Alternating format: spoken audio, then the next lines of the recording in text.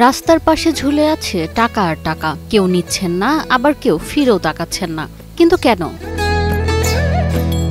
নোটের স্তূপে একটু ভালোভাবে লক্ষ্য করলেই দেখা যায় মানুষের দেয়া এসব নোটের হয়তো এক অংশ নেই, আবার কোনোটার অর্ধেকই ছেঁড়া। মানুষের এসব ছেঁড়া টাকা দিয়েই নিজের পেটের খোরাক যোগান এই ব্যক্তি। এই যে নতুন টাকা নিতে পারবেন। এখানে ছেঁড়া ফাটা টাকা দিলেই মিলে নতুন কচকচে টাকার নোট। শুনতে অবাক লাগলেও ছেঁড়া ফাটা নোট দিয়ে মানুষকে ঝকঝকে নোট দেন এ ব্যক্তি। নতুন টাকা নিতে পারবেন এবং পুরান টাকা খরিদ করতে পারবেন।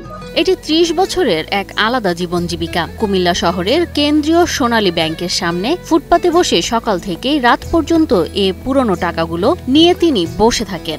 আপনাদের প্রতিদিন সকাল ৯টা থেকে রাতে 10টা পর্যন্ত এখানে চেঞ্জ করতে পারবেন নতুন টাকা এবং পুরান টাকা। অনেকের কাছে এটি ব্যবসা মনে হলেও পারভেজ বলেন এটি একটি সেবা।